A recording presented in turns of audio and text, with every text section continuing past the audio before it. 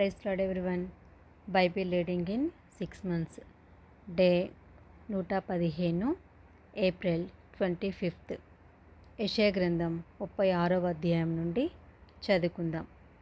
హిజ్కియా రాజు యొక్క 14వ సంవత్సరమున అష్షూరు రాజైన సన్హెరీబు యూదా దేశంలోని ప్రాకారం గల పట్టణములన్నిటి మీదికి వచ్చి వాటిని పట్టుకొనెను. అంతటా అష్షూరు రాజు రబ్షాకేను లాకీషు పట్టణం నుండి యెరూషలేము నందున్న రాజైన హిజ్కియా మీదికి బహు గొప్ప సేనతో పంపెను. వారు చాకిరేవు మార్గమందున్న మెరకకొలను కాలువ యొద్ద ప్రవేశింపగా హిల్కియా కుమారుడును రాజు గృహ నిర్వాహకుడునైన ఎల్యాకీమును శాస్త్రియగు షెబ్నాయును రాజ్యపు దస్తావేజుల మీదనున్న ఆసాపు కుమారుడగు యోవాహును వారి యొద్దకు పోయిరి. అప్పుడు రబ్షాకే వారితో ఇట్లనెను, ఈ మాట హిజ్కియాతో తెలియచెప్పుడి. మహారాజైన అష్షూరు రాజు సెలవిచ్చినదేమనగా, నీవిలాగు చెప్పవలెను, నువ్వు నమ్ముకొను ఈ ఆశ్రయాస్పదుడు ఏపాటి ప్రయోజనకారి, యుద్ధ విషయంలో నీ యోచనయు నీ బలమును వట్టి మాటలే. ఎవని నమ్ముకొని నా మీద తిరుగుబాటు చేయుచున్నావు? నలిగిన రెల్లు వంటి ఈ ఐగుప్తును నీవు నమ్ముకొనుచున్నావు కదా. ఒకడు దాని మీద ఆనుకొనే నెడల అది వాని చేతికి గుచ్చుకొని దూసిపోవును. ఐగుప్తు రాజైన ఫరో అతని నమ్ముకొని వారందరికీ అట్టివాడే. మా దేవుడైన యెహోవాను మేము నమ్ముకొనుచున్నామని మీరు నాతో చెప్పెదరేమో. సరే, యెరూషలేము నందున్న ఈ బలిపీఠం వద్ద మాత్రమే మీరు నమస్కారం చేయవలెనని యూదా వారికిని యెరూషలేము వారికిని ఆజ్ఞ ఇచ్చి హిజ్కియా ఎవని ఉన్నత స్థలములను బలిపీఠములను పడగొట్టెనో ఆయనే కదా యెహోవా. కావున చిత్తగించి అష్షూరు రాజైన నా ఏలినవానితో పందెము వేయుము. 2000 గుర్రముల మీద రౌతులను ఎక్కించుటకు నీకు శక్తి ఉన్నెడల నేను వాటిని నీకిచ్చేదను. లేని ఎడల నా యజమానుని సేవకులలో అత్యల్పుడైన అధిపతియునగు ఒకని నీవెలాగూ ఎదిరింతువు? రథములను రౌతులను పంపునని ఐగుప్తు రాజును నీవు ఆశ్రయించుకొంటివే. యెహోవా సెలవు నొందకయే ఈ దేశమును పాడు చేయుటకు నేను వచ్చితినా? లేదు, ఆ దేశం మీదికి పోయి దాన్ని పాడు చేయమని యెహోవా నాకు ఆజ్ఞ ఇచ్చెను అని చెప్పాను. ఎల్యాకీము, షెబ్నా, యోవాహు అనువారు, చిత్తగించుము, నీ దాసులమైన మాకు సిరియా భాష తెలియను కనుక దానితో మాట్లాడుము. ప్రాకారం మీదనున్న ప్రజల వినికిడిలో యూదుల భాషతో మాట్లాడుకుమని రబ్షాకేతో అనగా, రబ్షాకే, ఈ మాటలు చెప్పుటకై నా యజమానుడు నీ యజమాని యొద్దకును నీ యొద్దకును నన్ను పంపెనా? తమ మలమును తినునట్లును తమ మూత్రమును త్రాగునట్లును మీతో కూడా ప్రాకారము మీద ఉన్న వాని యొద్దకును నన్ను పంపాను కదా అని చెప్పి గొప్ప శబ్దంతో యూదా భాషతో ఇట్లనెను, మహారాజైన అష్షూరు రాజు సెలవిచ్చిన మాటలు వినుడి. రాజు సెలవిచ్చినదేమనగా, హిజ్కియా చేత మోసపోకుడి. మిమ్మును విడిపింప శక్తి వానికి చాలదు. యెహోవాను బట్టి మిమ్మల్ని నమ్మించి యెహోవా మనలను విడిపించును. ఈ పట్టణం అష్షూరు రాజు చేతిలో చిక్కకపోవునని హిజ్కియా చెప్పుచున్నాడే. హిజ్కియా చెప్పిన మాట మీరు అంగీకరింపవలదు. అష్షూరు రాజు సెలవిచ్చినదేమనగా, నాతో సంధి చేసుకొని నా యుద్ధకి మీరు బయటికి వచ్చిన ఎడల మీలో ప్రతి మనిషి తన ద్రాక్ష చెట్టు ఫలమును తన అంజూరపు చెట్టు ఫలమును తినుచు తన బావి నీళ్లు త్రాగుచూ నుండును. అటు పిమ్మట మీరు చావక బ్రతుకున్నట్లుగా నేను వచ్చి మీ దేశము వంటి దేశమునకు అనగా గోధుమలను ద్రాక్షారసమును గల దేశమునకును ఆహారమును ద్రాక్ష చెట్లను గల దేశమునకును మిమ్మును తీసుకొని పోవుదును. యెహోవా మిమ్మును విడిపించునని చెప్పి హిజ్కియా మిమ్మును మోసపుచ్చుచున్నాడు. ఆయా జనుల దేవతలలో ఏదైనాను తన దేశమును అష్షూరు రాజు చేతిలో నుండి విడిపించెనా? హామాతు దేవతలేమాయెను? అర్పాదు దేవతలేమాయెను? సెపర్వాయిము దేవతలేమాయెను? షోమ్రోను దేశపు దేవత నా చేతిలో నుండి షోమ్రోనును విడిపించెనా? యెహోవా నా చేతిలో నుండి యెరూషలేమును విడిపించిననుటకు ఈ దేశముల దేవతలలో ఏదైనాను తన దేశమును నా చేతిలో నుండి విడిపించినది కలదా అని చెప్పాను. అయితే అతనికి ప్రత్యుత్తరమియవద్దని రాజు సెలవిచ్చి ఉండట చేత వారెంత మాత్రమును ప్రత్యుత్తరమియక ఊరకొనిరి. గృహ నిర్వాహకుడును హిల్కియా కుమారుడునైన ఎల్యాకీమును శాస్త్రియగు షెబ్నాయును రాజ్యపు దస్తావేజుల మీదనున్న ఆసాపు కుమారుడగు యోవాహును బట్టలు చింపుకొని హిజ్కియా వద్దకు వచ్చి రబ్షాకే పలికిన మాటలన్నీ తెలియచెప్పిరి. యెషయా గ్రంథం 37వ అధ్యాయము. హిజ్కియా విని తన బట్టలు చింపుకొని గోనెపట్ట కట్టుకొని యెహోవా మందిరమునకు పోయి గృహ నిర్వాహకుడగు ఎల్యాకీమును శాస్త్రియగు షెబ్నాను యాజకులలో పెద్దలను ఆమోజు కుమారుడును ప్రవక్తయునైన యెషయా యొద్దకు పంపెను. వీరు గోనెపట్ట కట్టుకొనిన వారై అతని యొద్దకు వచ్చి అతనితో ఇట్లనిరి, హిజ్కియా సెలవిచ్చినదేమనగా, ఈ దినము శ్రమయు శిక్షయు దూషణయు గల దినము. పిల్లలు పుట్టవచ్చిరి, కానీ కనుటకు శక్తి చాలదు. జీవము గల దేవుణ్ణి దూషించుటకై అష్షూరు రాజైన తన యజమానుని చేత పంపబడిన రబ్షాకే పలికిన మాటలు నీ దేవుడైన యెహోవా ఒకవేళ ఆలకించి నీ దేవుడైన యెహోవాకు వినబడి ఉన్న ఆ మాటలను బట్టి ఆయన అష్షూరు రాజును గద్దించునేమో. కాబట్టి నిలిచిన శేషము కొరకు నీవు హెచ్చుగా ప్రార్థన చేయము. రాజైన హిజ్కియా సేవకులు యెషయా యొద్దకు రాగా యెషయా వారితో ఇట్లనెను, మీ యజమానునికి ఈ మాట తెలియచేయుడి. యెహోవా సెలవిచ్చినదేమనగా, అష్షూరు రాజు సేవకులు నన్ను దూషింపగా నీవు వినిన మాటలకు భయపడవద్దు. అతనిలో ఒక ఆత్మను నేను పుట్టింతును. వదంతి విని తన దేశమునకు వెళ్ళిపోవును. అతని దేశమందు ఖడ్గం చేత అతనిని కూలచేయుదును. అష్షూరు రాజు లాకీషు పట్టణమును విడిచి వెళ్ళి లిబ్నా మీద యుద్ధం చేయుచుండగా రబ్షాకే పోయి అతన్ని కలుసుకునెను. అంతటా కూషు రాజైన తిర్హాక తన మీద యుద్ధం చేయుటకు వచ్చెనని అష్షూరు రాజునకు వినబడినప్పుడు అతడు హిజ్కియా వద్దకు దూతలను పంపి ఇలాగూ ఆజ్ఞ ఇచ్చెను, యూదా రాజాకు హిజ్కియాతో ఇలాగూ చెప్పుడి, యెరూషలేము అష్షూరు రాజు చేతికి అప్పగింపబడదని చెప్పి నీవు నమ్ముకొని ఉన్న నీ దేవుని చేత మోసపోకుము. అష్షూరు రాజులు సకల దేశములను బొత్తిగా నశింపచేసిన సంగతి నీకు వినబడినది కదా. నీవు మాత్రము తప్పించుకొందువా? నా పితరులు నిర్మూలం చేసిన గోజాను వారు కానీ హారాను వారు కానీ రెజేపులు కానీ తెలర్షారులో నుండిన ఏదేనీలు కానీ తమ దేవతల సహాయం వలన తప్పించుకొనిరా? హామతి రాజు ఏమయ్యను? అర్పాది రాజును సెపర్వాయిము హేనా ఇవ్వా అను పట్టణముల రాజులను ఏమైరి అని వ్రాసిరి. హిజ్కియా దూతల చేతిలో నుండి ఆ ఉత్తరం తీసుకొని చదివి యెహోవా మందిరంలోనికి పోయి యెహోవా సన్నిధిని దాన్ని విప్పి పరచి యెహోవా సన్నిధిని ఇట్లనే ప్రార్థన చేశాను, యెహోవా, కెరూబుల మధ్యను నివసించుచున్న ఇశ్రాయేళ్ల దేవా, భూమి ఆకాశములను కలగజేసిన అద్వితీయ దేవా, నీవు లోకమందున సకల రాజ్యములకు దేవుడవై ఉన్నావు. సైన్యములకు అధిపతిగా యెహోవా, చెవియొగ్గి ఆలకించుము. యెహోవా, కన్నులు తెరిచి దృష్టించుము. జీవము గల దేవుడవైన నిన్ను దూషించుటకై సన్హెరీబు పంపిన వాని మాటలను చెవినబెట్టుము.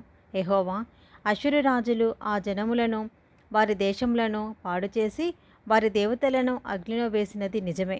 ఆ రాజ్యముల దేవతలు నిజమైన దేవుడు కాక మనుషుల చేత చేయబడిన కర్రలు రాళ్ళు కాని దేవతలు కావు కనుక వారు వారిని నిర్మూలం చేసిరి. యెహోవా, లోకమందున్న నీవే నిజముగా నీవే అద్వితీయ దేవుడవైన యెహోవావని సమస్త జనులు తెలుసుకున్నట్లు అతని చేతిలో నుండి మమ్ము రక్షింపుము. అంతటా ఆమోజు కుమారుడైన యెషయా హిజ్కియా యొద్దకు ఈ వర్తమానము పంపెను. ఇశ్రాయేలు దేవుడగు యెహోవా సెలవిచ్చినదేమనగా, అష్షూరు రాజైన సన్హెరీబు విషయమందు నీవు నా ఎదుట ప్రార్థన చేసితివే. అతని గూర్చి యెహోవా సెలవిచ్చిన మాట ఏదనగా, సియోను కుమారి అయిన కన్యక నిన్ను దూషణ చేయుచున్నది, ఆమె నిన్ను అపహాస్యము చేయుచున్నది. యెరూషలేము కుమారి నిన్ను చూచి తల ఊచుచున్నది. నీవు ఎవరిని తిరస్కరించితివి? ఎవరిని దూషించితివి? నీవు గర్వించి ఎవరిని భయపెట్టితివి? ఇశ్రాయేలు పరిశుద్ధ దేవుణ్ణే కదా. నీ దూతల చేత యెహోవాను తిరస్కరించి నీవు ఇలాగూ పలికితివి, నా రథముల సముదాయంతో నేను పర్వత శిఖరముల మీదికిని లేబానోను పార్శ్వములకును ఎక్కి ఉన్నాను. ఎత్తుగల దాని దేవదారు వృక్షములను శ్రేష్టమైన సరళ వృక్షములను నరికివేసి ఉన్నాను. వాని దూరపు సరిహద్దులోనున్న సత్రములలోనికి కర్మేలు ఫలవంతమగు క్షేత్రమైన అడవిలోనికి ప్రవేశించి ఉన్నాను. నేను త్రవ్వి నీళ్లు పానం చేసి ఉన్నాను.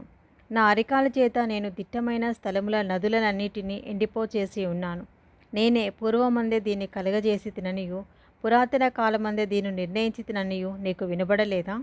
ప్రాకారము గల పట్టణములను నీవు పాడుదిబ్బలుగా చేయుట నా వలనే సంభవించినది. కాబట్టి వాటి కాపరస్తులు బలహీనులై జడిసిరి, విభ్రాంతి నొంది పొలంలోని గడ్డివలెను కాడవేయని చేలవలెను అయిరి. నీవు కూర్చుండుటయు బయలు వెళ్ళుటయు లోపలికి వచ్చుటయు నా మీద వేయు రంకెలను నాకు తెలిసే ఉన్నవి. నా మీద నీవు వేయు రంకెలను నీవు చేసిన కలహమును నా చెవులలో చొచ్చెను. నా గాలము నీ ముక్కునకు తగిలించెదను, నా కళ్ళెము నీ నోటిలో పెట్టి నిన్ను మళ్లించెదను. నీవు వచ్చిన మార్గంలోనే నిన్ను మళ్లించెదను. మరియు యెషయా చెప్పినదేమనగా, హిజ్కియా, నీకిదే సూచన అగును. ఈ సంవత్సరమందు దాని అంతటా అదే పండు ధాన్యమును, 2వ సంవత్సరమందు దాని నుండి కలుగు ధాన్యమును మీరు భుజింతురు. 3వ సంవత్సరమున మీరు విత్తనము విత్తి చేలు కొయ్యుదురు. ద్రాక్ష తోటలు నాటి వాటి ఫలమును అనుభవించుదురు. యూదా వంశంలో తప్పించుకొనిన శేషము ఇంకనూ కిందికి వేరు తన్ని మీదికి ఎదిగి ఫలించును. శేషించువారు యెరూషలేములో నుండి బయలుదేరుదురు. తప్పించుకొనిన వారు సియోను కొండలో నుండి బయలుదేరుదురు. సైన్యములకు అధిపతికి యెహోవా ఆసక్తి దీన్ని నెరవేర్చును. కాబట్టి అష్షూరు రాజును గూర్చి యెహోవా సెలవిచ్చినదేమనగా, అతడు ఈ పట్టణంలోనికి రాడు, దాని మీద ఒక బాణమైనా ప్రయోగింపడు, ఒక కేడంనైనా దానికి కనుబర్చడు, దాని ఎదుట ముట్టడి దిబ్బ కట్టడు. ఈ పట్టణం లోపలికి రాక తాను వచ్చిన మార్గమునే అతడు తిరిగిపోవును. ఇదే యెహోవా వాక్కు. నా నిమిత్తము, నా సేవకుడైన దావీదు నిమిత్తము నేను ఈ పట్టణంను కాపాడి రక్షించుదును. అంతటా యెహోవా దూత బయలుదేరి అష్షూరు వారి దండుపేటలో 185,000 మందిని ముత్తెను. ఉదయమున జనులు లేవగా వారందరిని ముత్త కళేబరములుగా ఉండిరి. అష్షూరు రాజైన సన్హెరీబు తిరిగిపోయి నినెవే పట్టణమునకు వచ్చి నివసించిన తర్వాత అతడు నిస్రోకు అను తన దేవతా మందిరమందు మొక్కుచుండగా అతని కుమారులైన అద్రమ్మేలెకును షెరెజెరును ఖడ్గంతో అతన్ని చంపి అరారాతు దేశంలోనికి తప్పించుకొని పోయిరి. అప్పుడు అతని కుమారుడైన ఎసర్హద్దోను అతనికి మారుగా రాజా అయ్యెను. యెషయా గ్రంథం 38వ అధ్యాయము.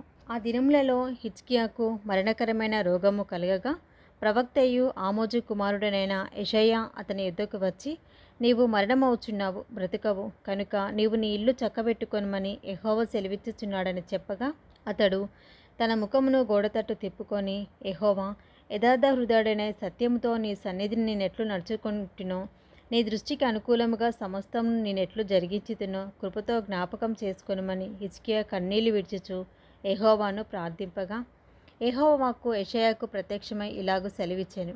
నీవు తిరిగి హిజ్కియా యొద్దకు పోయి అతనితో ఇట్లనెము, నీ పితరుడైన దావీదునకు దేవుడనైన యెహోవా నీకు సెలవిచ్చినదేమనగా, నీవు కన్నీళ్లు విచ్చుట చూచితిని, నీ ప్రార్థన నేను అంగీకరించి ఉన్నాను. ఇంకా 15 సంవత్సరముల ఆయుష్ నీకిచ్చెదను. మరియు ఈ పట్టణమును నేను కాపాడుచు నిన్నును ఈ పట్టణమును అష్షూరు రాజు చేతిలో పడకుండా విడిపించెదను. యెహోవా తాను పలికిన మాట నెరవేర్చుననుటకు ఇది యెహోవా వలన నీకు కలిగిన సూచన. ఆహాజు ఎండగడియారము మీద సూర్యుని కాంతి చేత దిగిన నీడ మరలా 10 మెట్లు ఎక్కజేశాను. అప్పుడు సూర్యకాంతి దిగిన మెట్లలో అది 10 మెట్లు మరలా ఎక్కెను. యూదా రాజైన హిజ్కియా ఆరోగ్యము పొందిన తర్వాత అతడు రచించినది. నా దినముల మధ్యాహ్న కాలమందు నేను పాతాళ ద్వారమున పోవలసి వచ్చెను. నా ఆయుష్శేషము పోగొట్టుకొని ఉన్నాను. యెహోవాను సజీవుల దేశమున యెహోవాను చూడకపోదును. మృతుల లోక నివాసినై ఇకను మనుషులను కానకపోదునని నేను అనుకుంటుని. నా నివాసము పెరికివేయబడెను. గొర్రెల కాపరి గుడిసెవలెనే అది నా యుద్ధ నుండి ఎత్తుకొని పోబడెను. నేయివాడు తన పని చుట్టుకొనినట్లు నేను నా జీవము ముగించుకొని ఉన్నాను. ఆయన నన్ను బద్దె నుండి కత్తిరించుచున్నాడు. ఒక దినములోగా నీవు నన్ను సమాప్తి చేయుచున్నావు. ఉదయమగు వరకు ఓర్చుకొంటిని. సింహము ఎముకలను విరిచినట్లు నొప్పి చేత నా ఎముకలన్నీ విరువబడెను. ఒక దినములోగానే నీవు నన్ను సమాప్తి చేయుదువు. మంగళకత్తి పిట్టెలవలెను, ఓదే కొరుకువలెను నేను కిచకిచలాడి తిని, గువ్వవలే మూల్గి తిని. ఉన్నత స్థలము తట్టు చూచి నా కన్నులు క్షీణించెను. నాకు శ్రమ కలిగెను. యెహోవా నా కొరకు పూటబడి ఉండెము. నేనేమందును? ఆయన నాకు మాట ఇచ్చెను, ఆయనే నెరవేర్చెను. నాకు కలిగిన వ్యాకులమును బట్టి నా సంవత్సరములన్నీ నేను మెల్లగా నడుచుకొందును. ప్రభువా, వీటి వలన మనుషులు జీవించుదురు, వీటి వలనే నా ఆత్మ జీవించుచున్నది. నీవు నన్ను బాగు చేయుదువు, నన్ను జీవింపచేయుదువు. మిక్కుటమైన ఆయాసము నాకు నెమ్మది కలుగుటకు కారణమాయెను. నీ ప్రేమ చేత నా ప్రాణమును నాశనమును గోతులో నుండి విడిపించితివి. నీ వీపు వెనుక తట్టు నా పాపములన్నీ నువ్వు పారవేసితివి. పాతాళమున నీకు స్తుతి కలగదు, మృతి నీకు కృతజ్ఞతాస్తుతి చెల్లింపదు. సమాధిలోనికి దిగువారు నీ సత్యమును ఆశ్రయించరు. సజీవులే కదా నిన్ను స్తుతించుదురు. ఈ దినమున నేను సజీవుడనే నిన్ను స్తుతించుచున్నాను. తండ్రులు కుమారులకు నీ సత్యమును తెలియజేతురు. యెహోవా నన్ను రక్షించువాడు. మన జీవిత దినములన్నీయు యెహోవా మందిరంలో తంతివాద్యములు వాయింతుము. మరియు యెషయా అంజూరపు పండ్ల ముద్ద తీసుకొని ఆ పుండుకు కట్టవలెను, అప్పుడు అతడు బాగుపడునని చెప్పెను. మరియు హిజ్కియా, నేను యెహోవా మందిరమునకు పోయేదననుటకు గురితేమని అడిగి ఉండెను. ఇది ఈరోజు భాగం అండి. Praise the lord.